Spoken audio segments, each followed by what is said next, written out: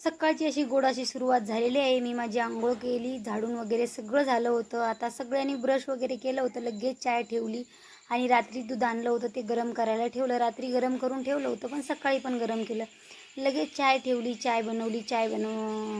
आणि सासूबाई काही दुधाची चाय घेत नाही, त्यांना कोरीच द्यावं लागते. तर तीच त्यांना काढून घेतली, त्यांना घेऊन गेले. म्हटलं त्यांना चाय देऊन टाकून आपण मग दूध टाकून बनवूया. लगेच मुलं उठले नव्हते बरं का. मुलाला वेळ होता उठायला, मुलं उठत नव्हते. आज जॉगिंगला गेले नव्हते, नाही तर 2-4 दिवस झाले सारखी जॉगिंगला जातात सकाळी. तर मला 2-3च कप चाय बनवायची होती. थोडं दूध टाकलं, लगेच उकळून घेतली. म्हटलं चला पटकन चाय पिऊन घेऊया.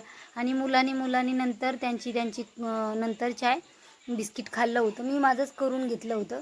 बाकीच्यांना दोघे तिघेलाच आम्ही करून पिली चाय. चाय पटकन ओतून घेतली. म्हटलं चाय बनवून पिऊया. आणि आज आरामशीर होता. आज काही स्वयंपाकच करायचा नव्हता. तर का करायचा नव्हता मी समोर तुम्हाला सांगणारच आहे. अगोदर म्हटलं चाय पिऊन घेऊया, पटकन चाय प्यायल्यावर मग नंतर कामाला लागूया. आता आमच्या ताई एक दिवस गेलेल्या शेंगा तोडायला, तर भरपूर ओल्या शेंगा होत्या. तर थोड्या उकडायला टाकल्या, धुवून काढल्या स्वच्छ आणि मीठ आणि हळद टाकून मस्त चुलीवरती उकडायला टाकल्या.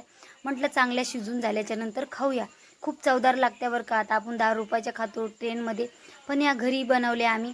मग ते शिजून झाल्याच्या नंतर मुलं उठले, मुलाला लगेच दिले.